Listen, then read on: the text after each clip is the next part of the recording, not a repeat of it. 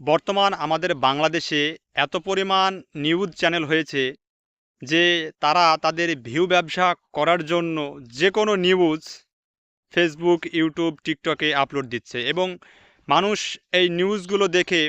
বিভ্রান্তি সৃষ্টিতে পড়ছে যে কোনটা সঠিক আর কোনটা ভুল এটা বোঝার কোনো উপায় নেই। কারণ এই গুজবের বাংলাদেশে মানুষ সত্য মিথ্যার যাচাই করার থেকে সামনে যেটা আসবে সেটা দেখে বিশ্বাস করবে এবং মানুষের ভিতরে একটা সমালোচনা এবং একটা তোলপাড় সৃষ্টি হয়।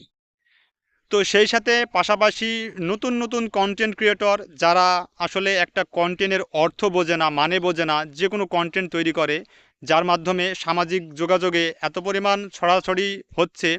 যেটা দেখলে মানুষ খুব সহজেই মনে করছে আসলে এই দেশের ভিতরে হয়তো এরকম কোনো ঘটনা ঘটছে। মোটেও মানুষ যেটা বিশ্বাস করে না বা যেটা দেখবে না সেটা তারা তৈরি করছে না। আসলে এখন বর্তমান যেসব নিউজ চ্যানেলগুলো নতুন তৈরি হয়েছে এরা মনে করছে যে যে কোনো কিছু ছাড়তে পারলেই হয়তো তাদের ভিউ আসবে এবং ভিউ থেকে তাদের চ্যানেলগুলো ভালো একটা পর্যায়ে দাঁড়াবে এবং সেখান থেকে তারা ইনকাম করতে পারবে। এটাই হচ্ছে বর্তমান নতুন নতুন নিউজ চ্যানেলগুলোদের মূল লক্ষ্য। তবে মানুষের আস্থা এবং বিশ্বাস যদি অর্জন করতে না পারা যায় তাহলে কোনো চ্যানেলেই কিন্তু গড়ে তোলা সম্ভব নয়। এখন আমি যদি বলি যে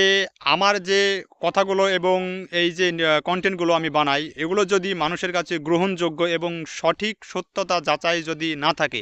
তাহলে মানুষ একসময় দেখতে দেখতে সেগুলো অবহেলা করবে। কিন্তু এত পরিমাণ নিউজ চ্যানেল হয়েছে দেশের ভিতরে যে এরা যে কোনো ভিডিও যে কোনো বিষয় হুটহাট করে সারা দিন 10টা 5টা 20টা 15 100টা পর্যন্ত আপলোড দিচ্ছে এবং মানুষকে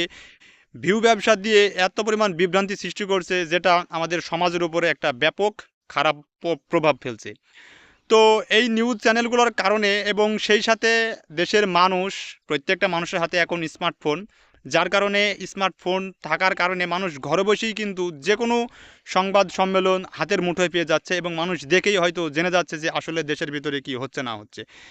এখন মূল বিষয় হচ্ছে বাংলাদেশের যেসব কন্টেন্ট ক্রিয়েটর আছে এবং বাংলাদেশের যে নিউজ চ্যানেলগুলো আছে